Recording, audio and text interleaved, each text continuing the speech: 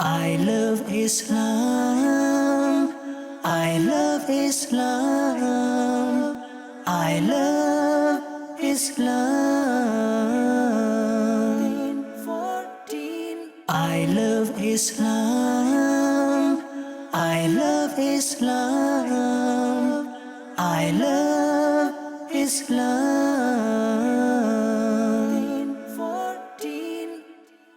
Alhamdulillahi Rabbil Alameen, wassalatu wassalamu ala Sayyidil Mursaleen, amma ba'd, fa'a'udhu billahi minash shaitanir rajim, bismillahir rahmanir rahim.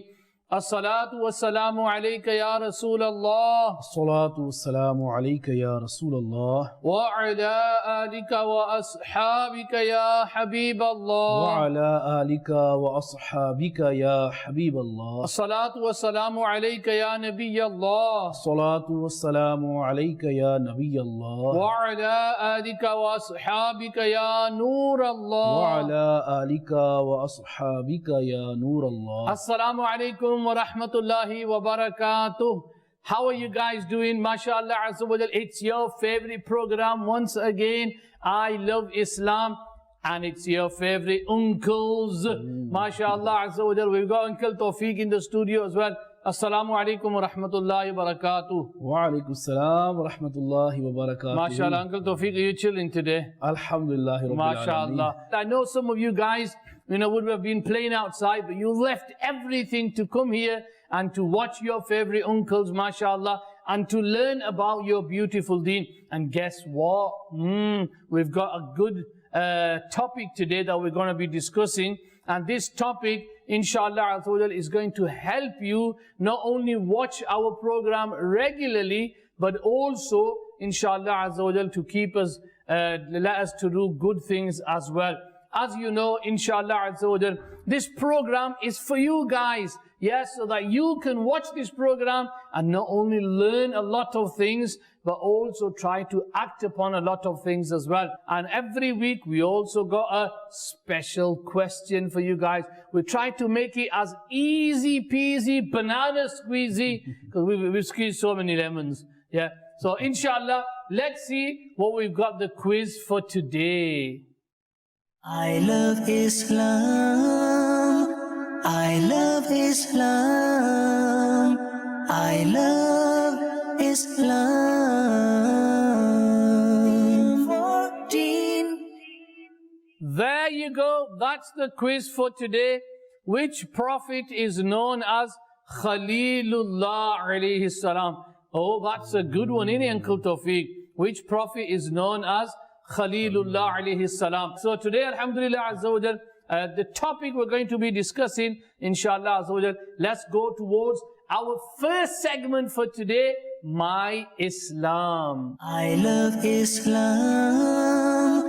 I love Islam. I love Islam. 14. MashaAllah. Steadfastness. Yeah, that's a big mouthful, isn't it? Steadfastness. Steadfastness. What is it to be steadfast? What does Allah Ta'ala mention in the Quran? What does it mean by steadfastness? I've got a verse that I want to start off with. And this verse is from Surah Hamim As-Sajda, verse number 30, para number 24. Allah Azza wa Jal, He says, إن الذين قالوا ربنا الله ثم استقاموا تتنزل عليهم الملائكة ألا تخافوا ولا تحزنوا وأبشروا بالجنة التي كنتم توعدون. Translation from Kanzul Iman. Indeed, those who said, Allah is our Lord, then remained steadfast in it, the angels descend upon them saying, do not fear and do not grieve and be happy about the paradise which you used to be promised. Uncle Tawfiq, Allah Ta'ala in the Quran many times has promised us paradise. In this verse, Allah Azza wa Jalla, He says that you need to be steadfast. Now, what does steadfast mean? What is it? Please, can you explain to us? Bismillahir Rahmanir Rahim. First of all, Hafsab, Uncle Rafaqat, we need to go a step back and see why do people want to remain steadfast? Before we actually discuss different aspects and tips how to remain steadfast, the reason people want to become steadfast is generally because they want to be successful. Whoever you look at, regardless of their interest, their field, they want to be successful. Yep. Yeah, if it's some kids playing sport, they want to win the game. Yeah, if it's teenagers, they're doing their homework, they want the best marks. Yeah, if someone's doing his GCSEs or A levels or degree, they want the best marks. They want to be successful. Yeah, if someone's started up a business, they want to go and reach the heights. Yeah. But you know, if you look at people, especially, there's a lot of people we can relate to who may be known as, from the worldly point of view, successful. Many sports stars, people from different businesses, personalities, people who are very famous people in our culture, in our time, regardless of where they are from the world. But people look at them as they are successful in their fields. Similarly, in the Islamic field, you'll find scholars who have reached the heights of knowledge, mashallah, where other people couldn't go, and they've went really high, and they've gained some name for their own, for knowledge of that branch that they have, that they possess. So if you look at all these people, they didn't reach all these successes overnight. No. It wasn't a fast service or something, a shortcut that they had to go through. It's like you're climbing a mountain. Yeah. You want to climb to the top of the mountain.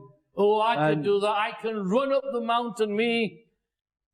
A little one. A little one, yeah. A little one, yeah. Because I think, if someone has already had this experience of climbing mountains, it takes a lot of time. I know. We're not talking about hills here, we're talking about mountains. I used to climb Mount Noor, Jabal Noor. But when you climb your Uncle Tawfiq, it reminds you of something. It is hard. It is hard. It is hard. No, as you mentioned that, both of them, the Ghari Hira and the cave of Thor, both of them, subhanAllah, I think we'll start off with the example of them two mountains. Because they're blessed mountains, and to get more blessings in our discussion as well, we'll talk about them. If you want to climb these mountains, but you don't have the quality to remain steadfast, you won't last it. No, you're going to roll down, aren't you? Oh, forget rolling down. The first thing that will come in the way is when you look up there, then, nah, not me. First of all, you're so hyped up. Yeah, we're going to be climbing. As soon as you go there and you think, are we going to up there? You think, no, it's all right. And then say you walk a good 40 minutes, and you think, well, I've only not done a quarter yet. Yeah, there's so much to go. And then a lot of people, I've seen people walking back from at least halfway of the, them stairs that lead up to the top of the Ghari Hira. People come back, they can't hack it. And obviously not everyone is same with their health as well. Some are not physically strong enough as well. Both of these mountains, where it normally takes more than 1 hour to climb to the top, yeah, especially Ghari Thor, maybe 1.5 hours, maybe longer, depending on your speed. But you do have a lot of stops in the way as well. You walk for like say 5, 10, 15 minutes, then you stop again for a few minutes. You fuel up, then you go back up again. Fuel up means just have a rest. Yeah. You don't really have too much snacks over there, but generally... There's not many service stations we don't have too many service stations there. In fact, any service stations. You never know, someone might come and bump into you and might offer you some... Someone did open a little tuck shop on where, but I think they're all gone now. But what's amazing though, like what you just touched upon, Uncle Fakat, that we see elderly people, women who are probably in 80s or 90s, when you look at them, and they're walking with so much consistency and steadfastness. You think, when you look at them, one thing that you see, what made them climb this place? MashaAllah. Yeah. What made them climb is the love that they have in their heart for this place. And why do they have love for Ghari Hira? Why do they have love for the cave of Thor? It's because these blessed mountains, them caves, have connection with Rasulullah sallallahu alaihi wasallam. There's a normal saying in it, where there's a will, there's a way. So if you have that will because you love that place, you'll definitely get up there. So one of the tips that we can just learn from this particular incident, when we look at ladies, elderly people, even men as well, elderly people, or maybe someone might be young, adult, but he might have special needs, but even them individuals, they love to travel to the top as well. But what makes them go there is their love. So from one lesson we learn, that if you want to gain steadfastness in something, you want to be continuous, you don't want to stop doing something, one of the key things that will really help you is the love that you have for that action. Subhanallah. Yeah, the more love you will have for something, the more steadfast you will become, or to become more steadfast, it will become easy for you. Yeah, similarly, the more hate you have for something that you hate, yeah, the more you will remain steadfast in staying away from that thing. And from this point, I want to make it clear to our youngsters, the kids who are watching this program, generally, there are two types of steadfastness. One, you could be steadfast in the good things, and the second is being steadfast in the bad things. Very simple. Yeah, the example of being steadfast in the good things are, you're being steadfast in your salah. You are punctually reading salah on time. If you can, you go to masjid as well.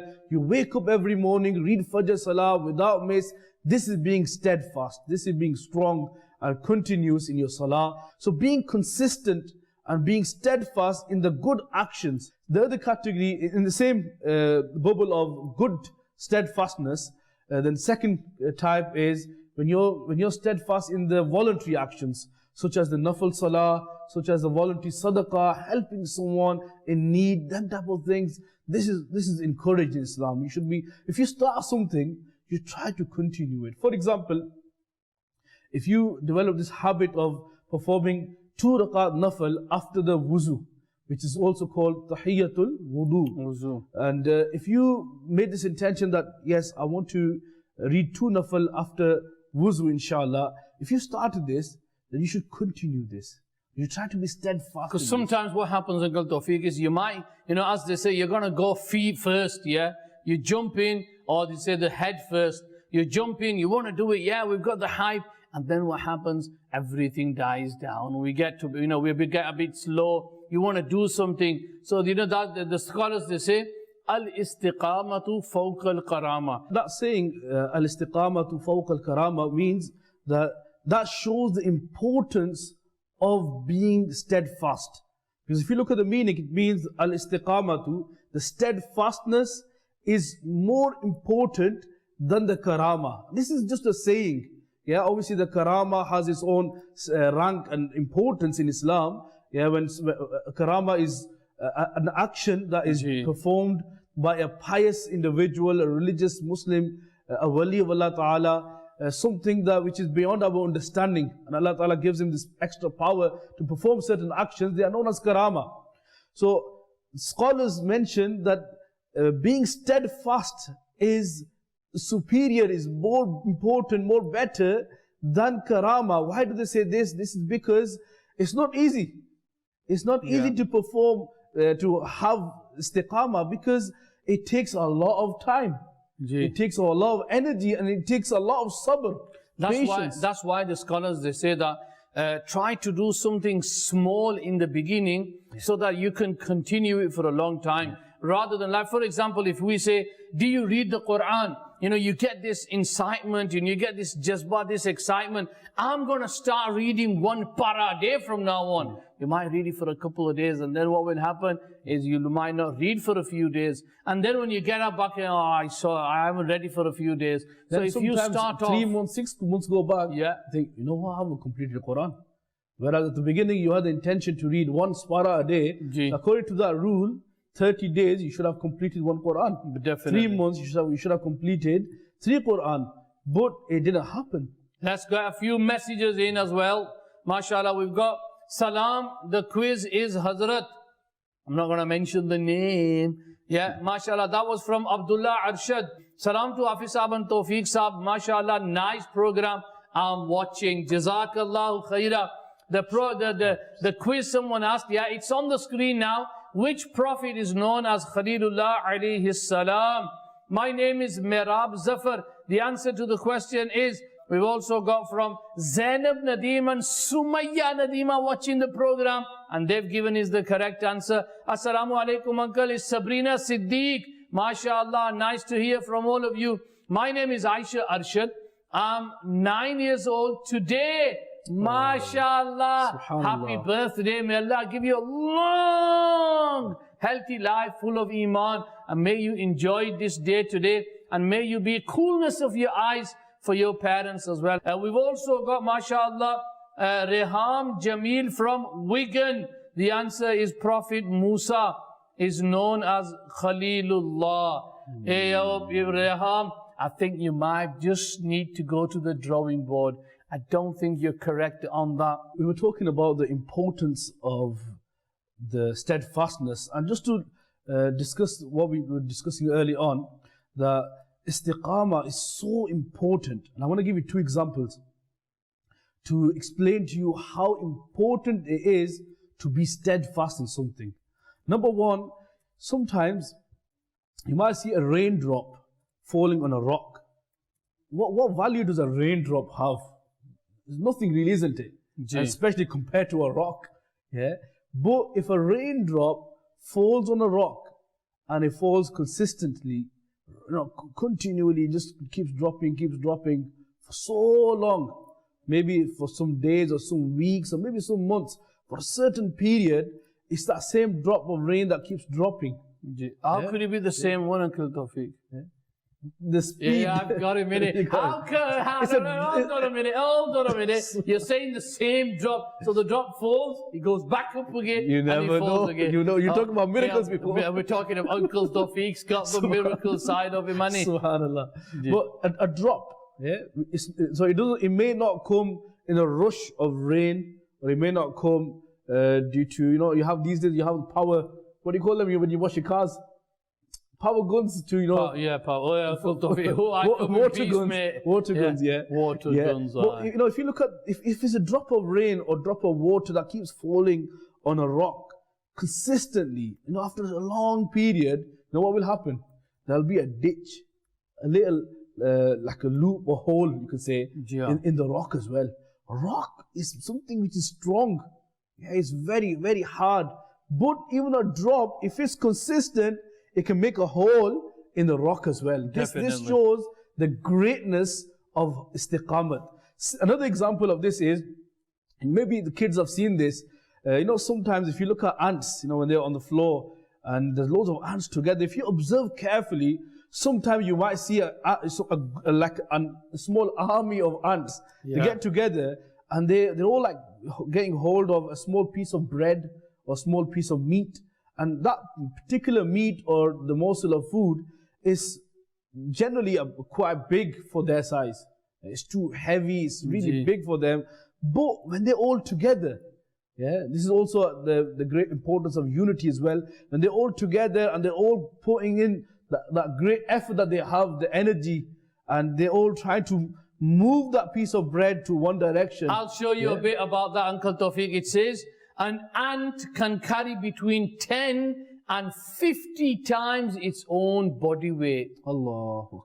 So for example, if an ant is about 1 kg, it can carry up to 50 kg. That's how strong they are. But they're not 1 kg though. But they are not 1 kg. No, they're not, no.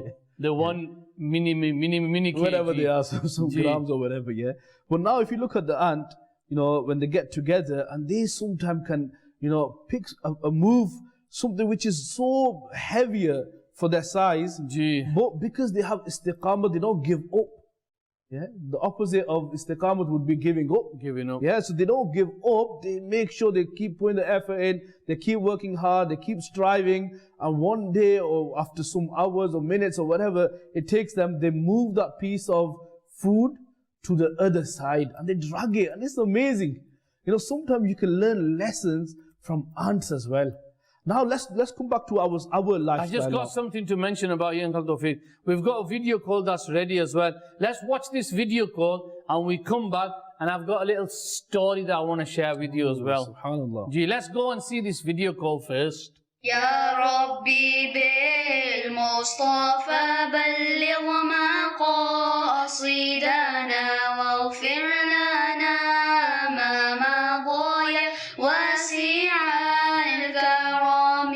You are the prophet of Allah. You are the shining light enlightening everyone's path and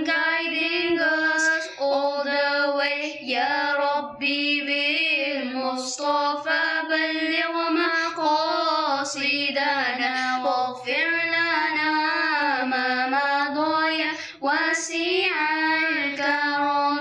O Muhammad, may there be peace and blessings on you. May Allah grant you as promised the maqam of Mahmud. Ya Rabbi bil Mustafa balligh maqasidana waghfir lana ma madaya wasi'a al-karami. Keep watching I Love Islam.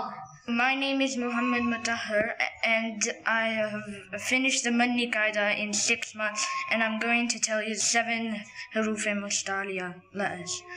Kha, Shad, Dad, Ta, Va, Ghain and Qaf. Assalamu alaikum wa rahmatullahi wa barakatuh. MashaAllah, I hope everyone is okay. Guess where I am today? Who's going to tell where I am today? You tell me. In Sheffield, Madrasatul Madina. And guess what? Alhamdulillah, we had a right fun story, didn't we, kids? What was the story about? Can anyone tell me? Which prophet was he about? Prophet Uzair alayhi salam. We learned a story about Prophet Uzair alayhi salam. It was an amazing story from the Quran. And inshallah azza wa jal, we're going to have loads of these kids watching I Love Islam. Because what is your favorite program, lads? Obviously, that's going to be your favorite program. Assalamu alaikum, my name is Muhammad Fuhan. Assalamu alaikum, my name is Muhammad Isa Shungis. Assalamu alaikum, my name is Muhammad Zafar. Assalamu alaikum, my name is Isa Yusuf. Today we are going to be reading a lot.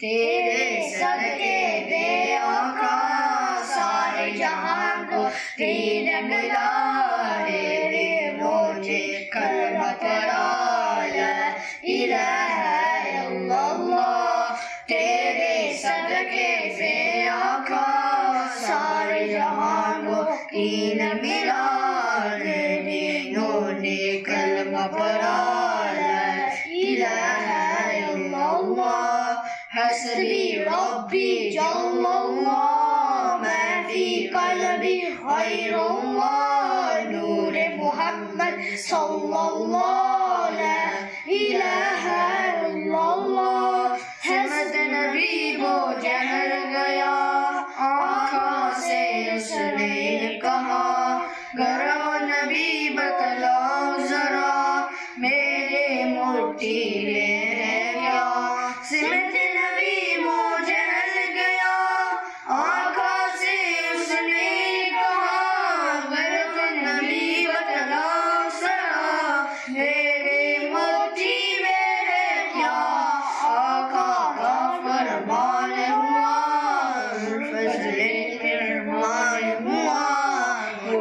से बढ़कर बोला इलाहा इल्लल्लाह हस्बी रब्बी जल्लल्लाह मा फी क़ल्बी ग़ैरुल्लाह नूर मुहम्मद सल्लल्लाहु ला इलाहा इल्लल्लाह. MashaAllah, Uncle Tawfiq, that was excellent. And watching these kids, MashaAllah, perform in such a beautiful way, that was excellent. And I went to a Sheffield Madrasa, I think it was on a Monday or a Tuesday. And MashaAllah, I met with a lot of these kids there. And they were so excited that they want to be coming on Madani Channel. MashaAllah. And Alhamdulillah, it was really brilliant. They performed really, really well there. But coming back to the real issue now, we're discussing about steadfastness. Ji, Uncle Tawfiq. I think you were saying something. You wanted to share a story. I've got a story, yeah. You know, you're mentioning about ants, yeah? There was this king once upon a time, and he was going to go for a battle.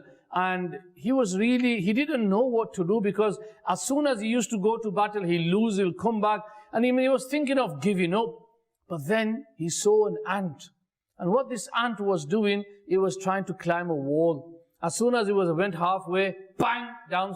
And then he'll go up again, bang, down again. And the ant, he did that so many times, but he never gave up. What he did was, then he started climbing, and he successfully reached to the top of the wall. And this king said, that's it. this ant has taught me a lesson.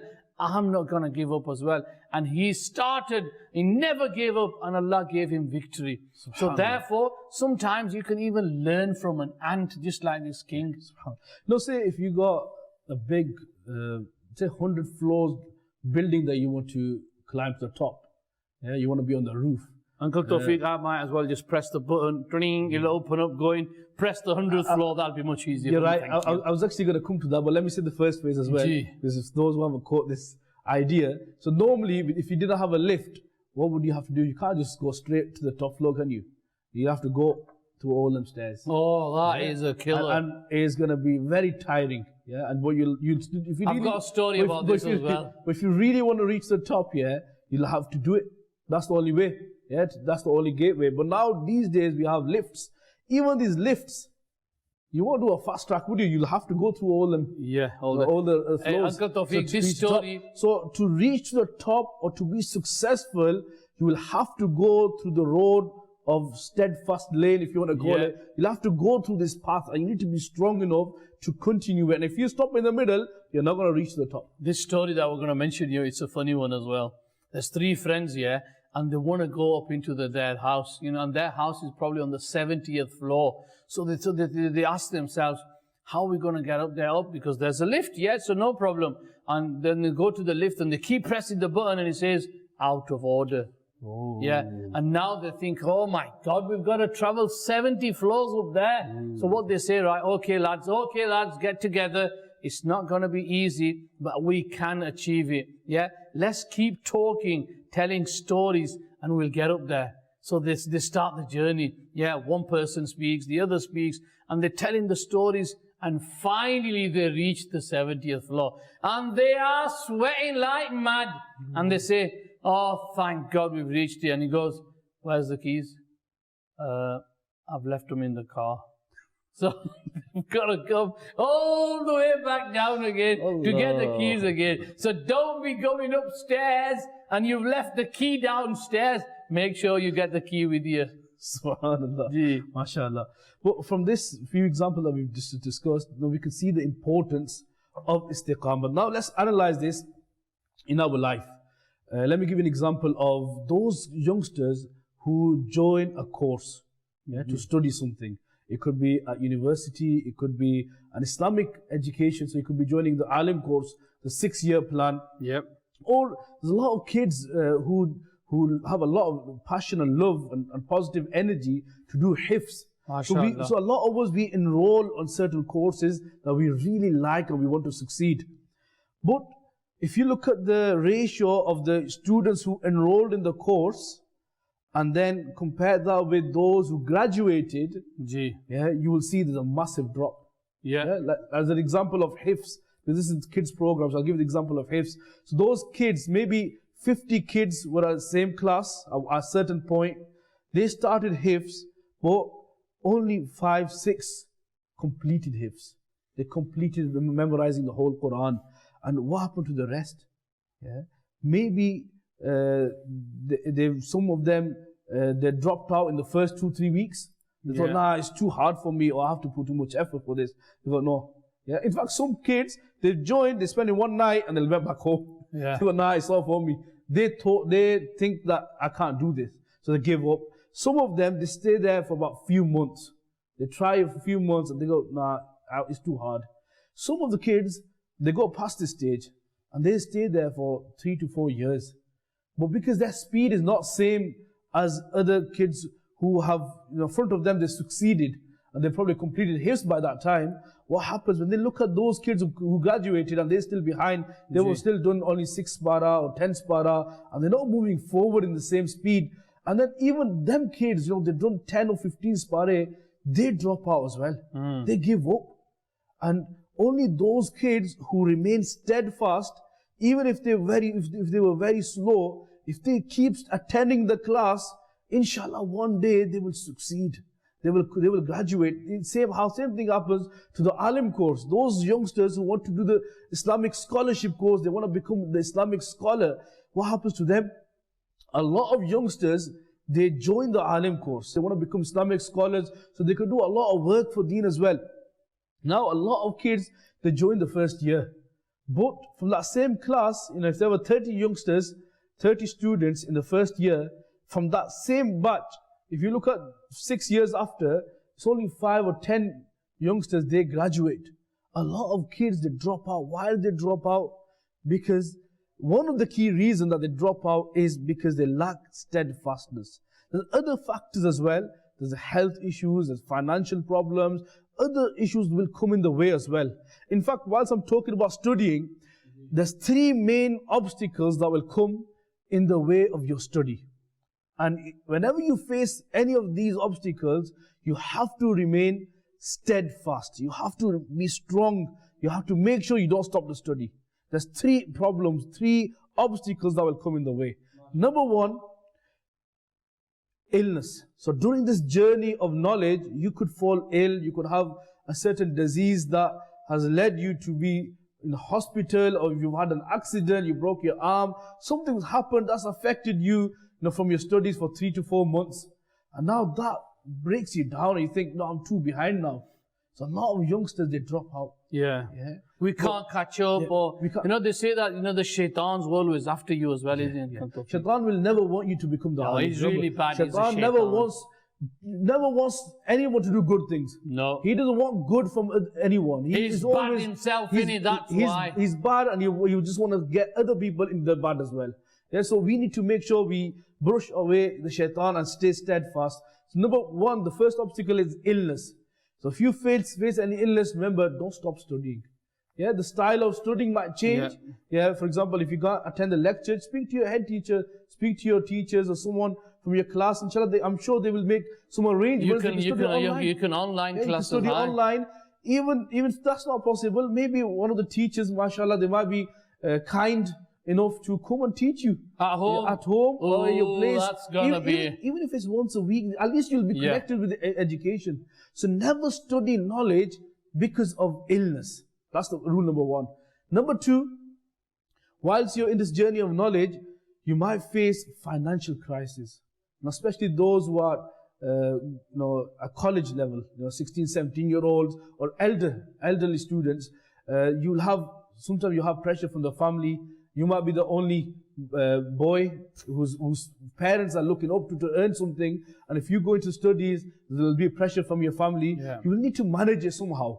Yes, speak to your teachers, speak to someone who you're close to. I'm sure, inshallah, they can find a way out. Never leave your education. We learn in it, where there's a will, there's a way. Because if you stop your education due to financial needs, remember this, all them years before, say you're 17-year-old now, so 17 years up to now, look, Allah Ta'ala has fed you. You have not been working, you have not had the same, from yourself, you were not the one who brought the income here. Allah Ta'ala still give you the rizq. Allah Ta'ala still give you the food, Allah Ta'ala give you the shelter. Now you have chosen to turn towards Allah, you turn towards the knowledge, will Allah Ta'ala, take all that rizq away from you. Allah Ta'ala will give you more barakah, more blessings in your rizq. Yeah, so never be shy away from studies because of financial needs. Speak to someone from your department, inshallah. They will find a way. They might find a part-time job for you. Can I get some messages in? You mentioned 2 things. So 2 things here. Number 1 is illness that could come in the way of your journey of knowledge. You need to make sure you remain steadfast, even if it means you have to repeat a year. Doesn't matter. It's only a year. Repeat a year. Make sure you get something good qualification in your life. MashaAllah. Number 2, if you have financial problems, look, find a way. Be strong. Keep studying as well, inshallah, and trying to find other ways to meet the ends that they said. Things will become okay, inshallah. Number 3 is called, in Urdu we say zillat, that people will laugh at you, especially those who choose to study religious education, Islamic studies. You want to leave the college and university education to become the alim-e-deen. Now people of your age, they'll make fun of you, won't they? They'll make fun of you. There'll be peer pressure on you that what you're doing, what are you going to earn, what's going to happen to you. Then people will laugh at you. When you go on the streets to invite people towards the masjid, they might laugh at you. Who's this? Who are you? Yeah, get a life. They might laugh at you. They might say something. They will say certain things that will really hurt you. It will pain you. But don't let this stop the good. Don't let this stop the education. So these are 3 main things, 3 obstacles we will need to face and we have to remain steadfast on education. That's how we're going to Have you seen be the passion successful, Uncle inshallah. Tawfiq was mentioning these three things, right? I've got the passion of reading a few messages for you guys. Muhammad Ibrahim from West Bromwich. Ooh, witches. West Bromwich. The answer to the question, brilliant. Assalamu alaikum. Sania, 10 years old, from Rochdale. She's given us the correct answer as well. Binte Shafiqa Taria from Donny. She's given the correct answer. Muhammad Inayat Raza from Dewsbury. Correct answer. Salam uncle, my name is Safa Taria from Oldbury. That's near Newbury, I think. Yeah, that she's given is the correct answer. Salam, I love Islam. Abu Bakr Qadri from Glasgow. MashaAllah. Salam, hope you're okay. I thought it was said, hope you're okay. No, it's hope you're okay. Yeah, so the correct answer from Inaya Rahman in Birmingham. My name is Umaira Jannat. MashaAllah, she's given the correct answer. Sadia Jannat has given us the correct answer as well. And we've also got people watching on our Facebook page as well. So let me just read out a few Facebook. We've got Arif Malik. Arif Qadri says, Assalamu alaikum wa rahmatullahi wa barakatuh. Wa alaikum assalam wa rahmatullahi wa barakatuh. Muhammad Sulaiman is given us the correct answer as well. And Muhammad Nisar says, I love Islam. We've got another one, a message from Habiba Ahmed from Blackburn. She's given us the correct answer as well. But mashallah azza wa jal, I hope you're not just enjoying the program, Uncle Tawfiq, with his words of wisdom, mashallah, enlightening our hearts, alhamdulillah, teaching us the knowledge. And there are so many things, that we need to be steadfast in. Our Prophet sallallahu ta'ala alayhi wa alihi wa sallam, he was the most steadfast person that you can ever meet. Whatever he started, he'll make sure that he'll finish that as well. Another thing is, keep in mind that one normally does not gain steadfastness in his first attempt, but rather repeated efforts are required. So if you want to start something, you want to start, anything, and you fail once, don't worry, do it again. If you fail that, don't worry, do it again. Keep trying. Allah Ta'ala will give you barakat and blessing in that as well. I'll try to summarize some of the tips that I want to share with the viewers today. These, I'll divide them into do's and don'ts. So if you want to remain steadfast, then you will have to do the do's. You'll have to stay away from the don'ts. They both play a big role. Do's and don'ts, huh? Yeah. So let's look at the do's now, the action points that we need to really make sure we practice these actions, and they will benefit us to remain steadfast in what we are doing. Number one, knowledge. So whatever you're doing, make sure you gain more knowledge about that thing, about the thing that you want to reach, how you want to achieve it, the path, the journey that will, you'll have to make a roadmap. Where you are, where you want to get to, find the knowledge that will get you to all the way there. So the more knowledge you have, the more you are equipped with knowledge of that field, that will help you to remain steadfast of that. Uncle Tawfiq, why do we need to have knowledge of the field? Because we're not in the field, are we? I was trying to keep it open. So whatever you want to be successful in. I thought we so for example, if you want to become the Alim-e-Deen, so now you need to study the importance of being a scholar. Why should you become a scholar? What is the need for you to become an Islamic scholar? Because my mom said so. There should be a real purpose. That's a different topic now. We touched, but we should have a real reasons why you want to do something, and how are you going to do it, and when you face obstacles, how are you going to brush them off and remain steadfast. You need to study this chapter, because knowledge is powerful. It will keep you going really far, inshallah. Number two is adopt good company. So whatever you're doing, make sure you are spending time with those who are good in that field. Or these days, they say, there's an old saying that if you read a book, when you read a book of an author, that means you're in the company of the author. Right. These days, you can watch videos. So if you watch Islamic programs on Madani Channel and authentic sources, if you watch video programs, educational videos, and that itself is a good company as well. You can adopt, and that plays a massive role. Say you want to travel on Madani Qafila. Now if you hang around with someone who travels on Madani Qafila regularly, inshallah you'll get that love to travel on Madani Qafila. Subhanallah. Another thing that we need to make sure you do is we regularly do dua. Ask Allah Ta'ala for mercy, for istiqamah, and for completion of the work that you are doing. If you started a project and you're struggling, if you're struggling or not struggling, make sure you do dua and don't underestimate your dua. Yeah, make sure you do dua. Ask Dua is a weapon for the believers, it's the weapon isn't of the it? believer, and this will bring so many blessings for you. Scholars have also mentioned one of the key factor for istiqamah is to give your hands in the hand of a spiritual guide. MashaAllah. Have a sheikh, a true sheikh, a spiritual guide who will keep you steadfast. There's many ways of how that individual, a great personality, will keep you steadfast, inshallah. Now let's look at the don'ts. These are things you must not do. You must avoid at all costs if you want to succeed in what you're doing. Number one, don't rush. Yeah, don't rush it. There's no, like the way we're saying you want to climb 100 floors. Like if you're going to run, you're going to lose out, you're going to run out from the fuel. Yeah, you're going to get tired and you won't be able to hack it, you won't be able to continue. So don't rush in your judgments, don't rush in your decisions. So for example, you've started something, then some people who make a quick decision, I want to do the alim course. Sometimes them students, they make a quick decision, they want, oh, it's not for me. They'll drop out as well quickly because they're rushing their decisions. So be strong. Yeah. Number two, early on we mentioned stay in good company, have good friends around you. This one is probably more important than that, and that is stay away from bad people, the bad crowd, the gangs, the bad company, because some people are very negative. Yeah, and if you hang around with them, they will never let you succeed. Yeah, they won't let you go forward, and you have to stay away from the bad company if you really want to succeed.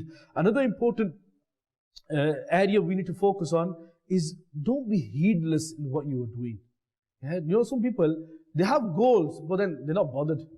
Yeah, they don't put any effort in, they're not really concerned. Don't be one of them. Yeah, stay focused. If you remain focused and be steadfast in doing something, and inshallah you'll find, because you did something every single day, you stayed strong, inshallah with time you will see the success. You will see the wins, you will see the other side, inshallah. I'll give you one example. Just imagine you were to read one page of the Quran every day. MashaAllah. One page. Someone can read the Quran. How long does it take to read one page? One page, not even a minute, I think. Well, I would say a minute then. Someone who's average reader, call it 3 minutes. 3 minutes, yeah. 3 minutes Pure reciting the Quran. Yeah. 3 minutes it will take you to read one page. Yeah. But if you can read one page a day, yeah, and then you close the Quran every day, the next day comes, read one page, close it again. If you can do one page a day, now after a year, that's 365 days. MashaAllah. Now, depending on which Quran you're using, how many lines it has, if it has 16 lines of that Quran, then maybe you'll be near the end of the Quran somewhere. Yeah, I think that 16-line Quran, I think maybe it has 450 pages. Yeah. So if you can read one page a day, look how far you can read. If you would, in Ramadan, we had a social media activity on our Dawud Sami accounts about Surah Mulk. 30 days, if you had a 30-day challenge, every day, youngsters, viewers were requested to memorize one verse of Surah Al-Mulk. Yeah, Surah Mulk has 30 verses, and Ramadan normally we have 30 days, so one verse a day. And if someone actually acted upon that rule, which is so easy, if you're saying we've had so many people, Uncle Tawfiq, taking that challenge on as well. So many people were successful in it. If normally, our whole year goes past, we don't learn one verse. Yeah. And if you can follow this formula, where you're going to memorize one verse a day, after 30 days, that's 30 verses of the Quran you've memorized. Now you can read them during namaz, you can read them whenever you want to recite the Quran. And this is a blessing. So you can gain so much. Yeah, Alhamdulillah, I've experienced this beautiful practice that, say if you read 10 pages a day. Now after 30 days, that's 300 pages. Yeah, after 2 months, that's 600 pages. Yeah, and just if you continue 10 pages a day, just imagine how much you can read. Yeah? 10 pages is like half a para. Yeah. No, I'm talking about general Islamic studies. You're reading Islamic book. Right, okay. Yeah, you're reading Islamic book, and if you read 10 pages a day, it might take you half an hour, 40 minutes, depending on your speed. If you can do this and do it throughout the year, you might be able to read 3,000 to 4,000 pages. MashaAllah. You read so many pages, whereas if you don't do this regularly, You'll end up only reading them 10 pages and you'll stop. MashaAllah. Uncle Tawfiq, I've got a few messages and then we'll move together. I'm watching program, my brother and sister, I Love Islam, Hassan, Umar, Harim and Muawiyah. MashaAllah, they're all watching the program. I hope you guys are all okay. We've had a beautiful discussion on our topic today of steadfastness. And now it's time to move on and go towards our next segment. And our next segment, inshallah Azza wa Jal, is a beautiful segment, because what happens in this segment is we talk about one of the favors that Allah Ta'ala has given us. And the segment name is Favors of Allah. I love Islam. I love Islam. I love Islam. 14. MashaAllah. Hey, we're talking about ears. Yeah. Now, I know one thing is different animals, different people, they've got different size ears.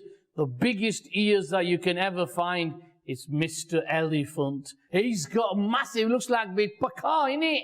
Yeah, my ears. Now, the thing is that your ears, you know, they are big, but respectively, the bones are very, very small in your ear. There are actually only 3 bones in your ear.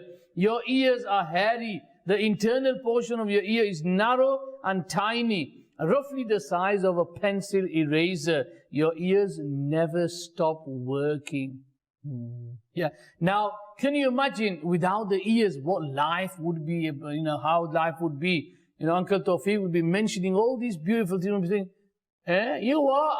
I can't hear you. Yeah. So, listening is a very, very important thing, Uncle Tawfiq. If someone did not have this blessing of hearing, so they had hearing loss, special needs of hearing, that person, there's generally 2 side effects of this. One is this actually affects your speech.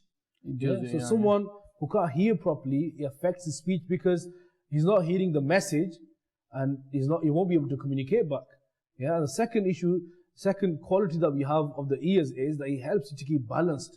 Depending on the speed we're going on or the height that we're walking on, it helps you to keep balanced. These are 2 main functions that we have. So you're saying the ears, they move and they keep balance in No, they don't. No, but in the mind, they give you signals. Yeah. What we have to understand, look, say those, if you're watching this program, you're watching this program with your eyes, but you're enjoying the program because you can hear what is being said. Yeah. Yeah. And have you ever thought, how can we hear? What is the function behind this? Yeah, and we can hear so many different sounds, throughout the day. And this is something we do every single day since we were born. Uncle Tawfiq, because you mentioned the word sound, I've got a sound research that was done, and it says some of the unpleasant sounds that you don't want. You get a cringe sometimes, yeah? Now, and there's a few, yeah, it says, includes a knife scraping against a bottle, a fork scratching on a plate, chalk on a blackboard, a ruler on a bottle, nails on, that's just cringing, nails on a blackboard, a baby crying, yeah, and an electrical drill, rusty swing chains. These are some of the things that a person, especially, even it's just putting a chill through my neck now, when you get nails on a blackboard. Uncle Tawfiq, you carry on. But Uncle Fakir, we can only understand the true blessings, and understand its greatness of the ears if we actually understand how it functions. And today, inshallah, I want to share with you some of the beautiful, I'll try to make it easy, some of the main key factors that explain to us how our auditory system, auditory system, which is comprised with ear and the brain. MashaAllah. They work together, how we understand things, how we hear things, and we make understanding of certain things. And this is a blessing of Allah Ta'ala. Allah Ta'ala has given us this blessing without our asking. We didn't ask Allah Ta'ala for this. Allah Ta'ala has given us this beautiful power. And it's amazing. How does your ears work? First, we need to understand the ear's job is to convert the sound energy into a neutral signal, which later is received by your brain through the parts of the ear. Now, generally, there are three parts of the ear. We call it outer ear, middle ear, and inner ear. Inner ear. So these are three main parts we need to remember. But now, how do they work? How do they function? Yeah. So what happens? The sound waves, that are in the air around us, they fall into the outer part of the ear, which is known as pinna. And that acts as a funnel, as a little tube, and sends the sound into the ear canal. And which is also part of the... do we get a canal in the ear as well? It's a tube that the sound waves go through, goes past. And this is also, both of these are part of the outer ear. Now what happens, the sound waves, they head towards the middle part of the ear, hitting the eardrum. So inside we have eardrum. And what is this eardrum? It's a very delicate piece of tightly stretched skin. And when this sound wave, when it touches that skin, the eardrum, and it vibrates. When it vibrates, what happens? This affects the next part, which is called, this shakes the tiny chain of three small bones, which are called ossicle. The three small bones, very small. So this sound, the eardrum, shakes them. Now them three bones that they shake, what happens? The vibration caused by the ossicles create waves in the cochlear fluid. Now cochlea is the third part. It's an area in the inner part of the, remember we said three parts. So cochlea, which I'll explain, as a shape, it's like a shell of a snail. That's how it is, but it's got liquid inside. So what happens? This the vibration, when it comes to the, and in the cochlea there's liquid, there's fluid inside. So what happens? This converts the sound vibration into liquid vibration. Now this is where it gets interesting. So, I'm enjoying this, Doctor. And in this cochlea, what happens? This consists of tiny hairs, very, very small hairs, which we won't be able to physically see ourselves. They're very tiny hairs. And what happens when the liquid moves? The tiny hairs obviously move as well. They vibrate. So when liquid in the cochlea moves, it moves these tiny hairs, creating nerve signals that get sent through the auditory nerve into the brain. So where did it start from? Sound waves, general sound waves, then the vibration, then in this cochlea, it got converted to nerve signals, pulses, in part of the blood, and this signal gets to your brain. And what happens in the brain? The brain, being the brain wakes up saying, it processes these signals as sound, and that's how we hear each other. MashaAllah. And this is amazing. It's such a complex thing. It's a complex thing. MashaAllah. And Alhamdulillah, Allah Ta'ala has given us this great ni'mah, the great favor, which we need to thank Allah Ta'ala. We're going to come back to all that, Uncle Tawfiq, because you really, managed that really good. All them big words that I come out with, that is excellent. Well, we've got a few posters ready. We want to watch them posters. We're going to come back to the cochlear business later on. Let's see what the posters are today. I dedicate these beautiful flowers to I Love Islam program. MashaAllah. Sabrina, that is so beautiful. MashaAllah. I can see a yellow flower, a red flower, a grey flower, an orange one, and a purple. And I can also see two bumblebees. Oh, MashaAllah. Another one, it says, I love Islam. It's got a rainbow as well. All red love hearts as well. MashaAllah, someone's really spent time on this, haven't they? But MashaAllah, Uncle Tawfiq, that is brilliant. Again, such a favor from Allah Ta'ala. How many times are we? Do you want to mention any more about the cochlear stuff? Few more things. In the ear, some people have a habit of using the earbud.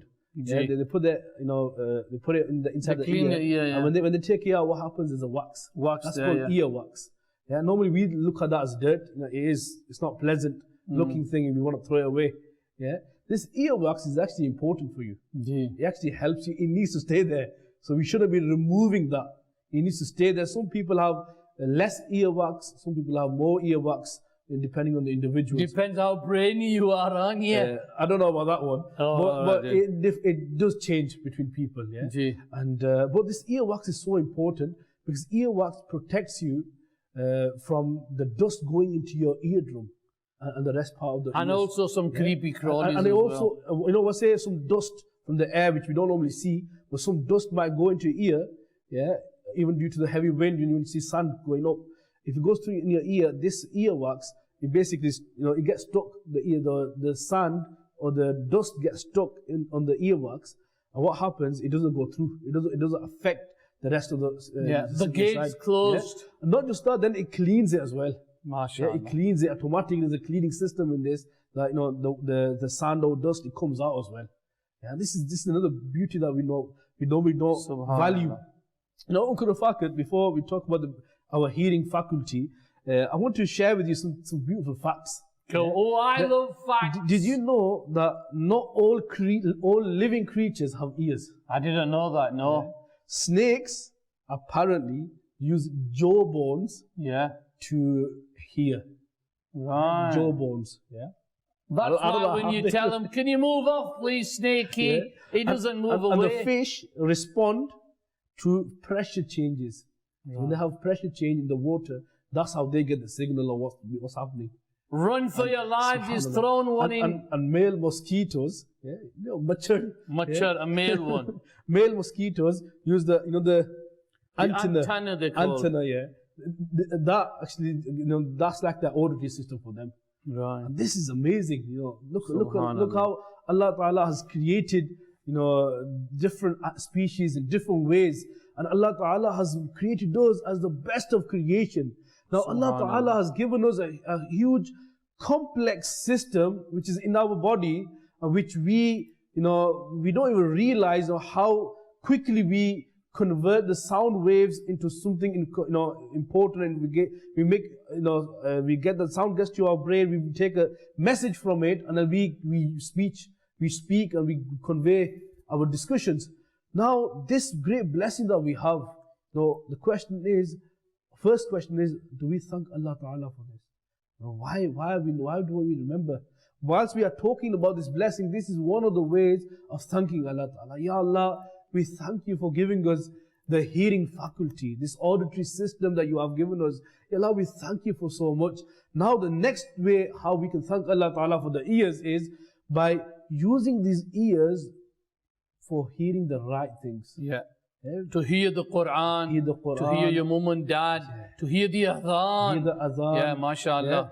Listening, hearing Islamic speeches, hearing good words. This is why Allah Ta'ala has given us ears. Not for the bad things. The way it's important for us to hear good things, like that, it's important for us to not hear the bad things. MashaAllah. Foul words, indecency, like watching wrong things on movies, and then we're hearing those bad words entering our ears. We don't want to do that. We need to stay away from them things. MashaAllah. Uncle Tawfiq, I've got a few messages on our Facebook page. We've got Yasser Ali, mashallah, Salam Nisar says, I love Islam. Amir Hamza says, mashallah, subhanallah, mashallah. Muhammad Nisar, I love Islam, from Hamza Nisar. We've also got a thumbs up. And then Muhammad Nisar says, the best show, I love Islam, from Hamza Nisar. Brilliant, mashallah. He sent in another emojis as well. That's brilliant. Nice to see that we're watching this program all over the place. I've got a video call that I want to show you. Mashallah Azza wa Jal. It's for 15 seconds, I guess. But let's see this video, and then we're going to move on to our next segment. Let's see the video first. I'm from Sheffield. I'm going to do first kalma. La ilaha illallah Muhammadur Rasulullah. Right. That was a beautiful Kalima Pak that he read, Alhamdulillah. And that is amazing. Today, in the favors of Allah, we learnt about an ear. Always thank Allah Ta'ala about these favors that He's given us. Ask those people who don't have ears, ask those people who can't hear what hearing is about. So always thank Allah Azza wa Jal. I hope... I'm going to find this one thing to add to what you just touched upon. I read, according to a big authentic research organization, Ji. around 466 million people have disability in their hearing in the whole world. Around 466 people, 66 million people. And Alhamdulillah, many of us who are watching this program, we have this hearing ability. We don't have any problems with it. We don't have any hearing loss, and we should be thankful to Allah Ta'ala. And those in your family, in your friend circle, if you know someone who has hearing loss problems, please be gentle with them. Have patience with them as well. Look after them. Look, they need your support. They need your love as well. Subhanallah. We are moving to our last segment, and in this beautiful segment, what do? We learn a very beautiful dua. And today, let's see which dua we're going to be learning today. So our next segment is Language of Paradise. I love Islam. I love Islam. I love Islam. 14. MashaAllah, Uncle Tawfiq.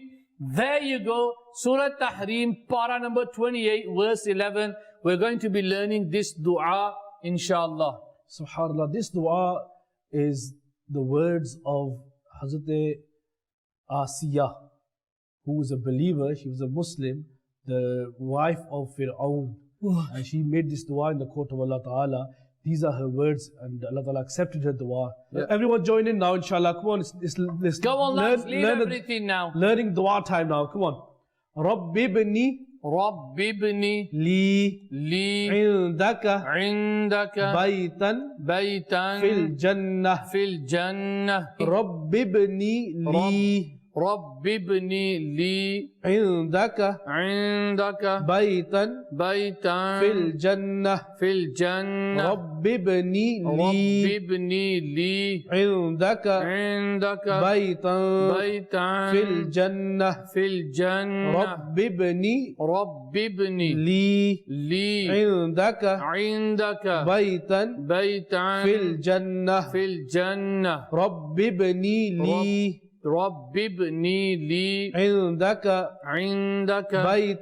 baytan fil jannah. Rabbi ibni li indaka baytan fil jannah.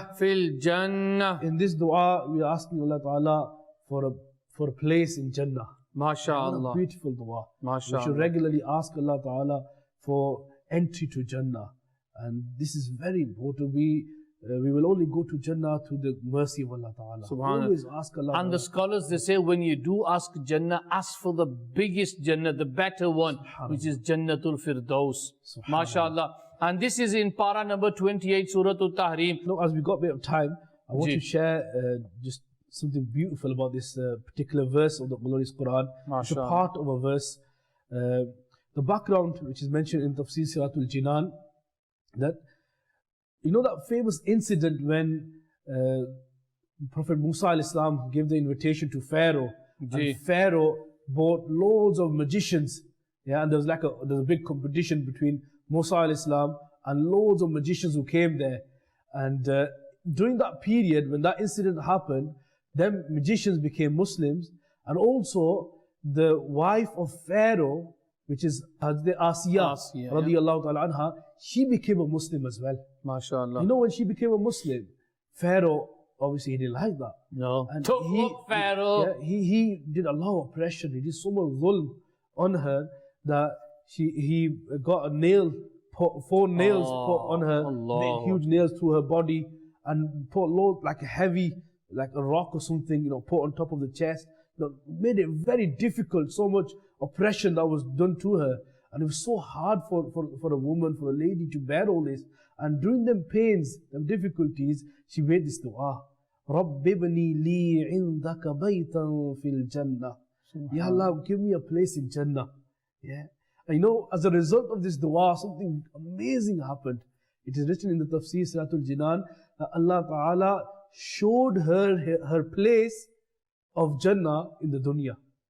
She had the chance to see her place the house in Jannah in the dunya. She saw that, and as she saw that beautiful place, the palace that is ready for her, you know, after that, all the oppression, the pain that she was having, you know, she had all the courage. It didn't mean anything to her. Subhanallah, subhanallah. And then this dua continues, and there's further duas that were mentioned there as well. And after them duas that she recited, then she passed away as well. Allah. So that's how she was protected from the oppression of the Pharaoh, what he was planning. And she was such a pious woman that she's been mentioned in the Quran as well. Subhanallah. You know, not by name, but she's been mentioned in the Quran. Such pious woman. May Allah Ta'ala shower millions and billions of blessings, and for her sake, may Allah Ta'ala forgive us as well. You know, du'as from the Quran. What we're trying to do in this segment is we're trying to teach you these du'as. So next time when you are making dua in the court of Allah, you can read these du'as as well. So inshallah as well is something really good that we can do. And alhamdulillah azza wa jal, share it to your family and your friends so that they can learn this dua as well. Maybe and just from this particular dua that we just talked about, you can see the power of dua. Ji. You know, she was in pain, she was in so difficulty, and she called out to Allah Ta'ala. Ji. So what do we learn from that lesson? That whenever we are stuck, whenever we are in problem, who do we turn to? Turn to Allah Ta'ala and ask Allah Ta'ala for His mercy. Allah Ta'ala is the one who can remove all our problems. No doubt, mashallah. So always turn to Allah Ta'ala. Make this part of your life, part of your routine. And then if you can, read these du'as in the Arabic language as well. Yeah, because there's blessings, the actual words of the Quran. There's different du'as that are mentioned in the prophetic narrations, Hadith Pak. Read those du'as, there are barakah, there's blessings. And when you do read these du'as, especially from the Quran and Sunnah and Hadith, try to learn the translation as well. You know, read those du'as with the translation so you know what you're asking for. Yeah. Allah Ta'ala mentions in the Quran, ask from me, I will answer your calls. Yeah. So ask from Allah Ta'ala, what do you, sometimes people say, yeah, but I don't know what to ask. What do you need? You know, we need to safeguarding our iman. Make that dua. We need to be, you know, if you are ill, Allah Ta'ala give you shifa. Make that dua. There's so many things that we can ask Allah Azza wa Jalla. We should make dua for our loved ones as well. Ji. You know, don't be stingy in dua. You know, if someone comes to you, say, brother, can you please make dua for me? And don't just say, okay, I will make dua. Then you forget about it. Yeah. But if you can't make dua then and then. There and then, that's the best policy. And, you know, because you don't lose anything. Just raise your hands, ask Allah Ta'ala for His mercy and to, you know, remove the difficulties of this brother.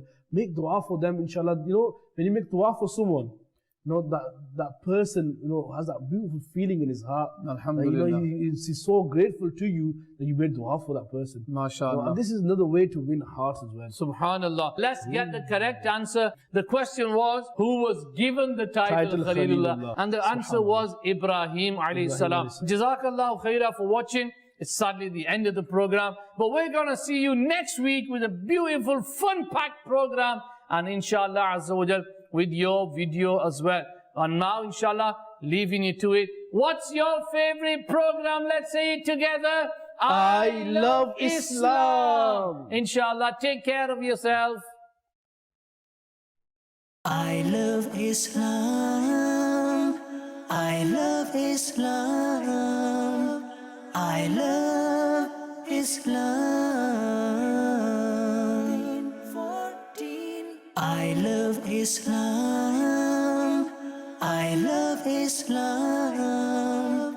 I love Islam.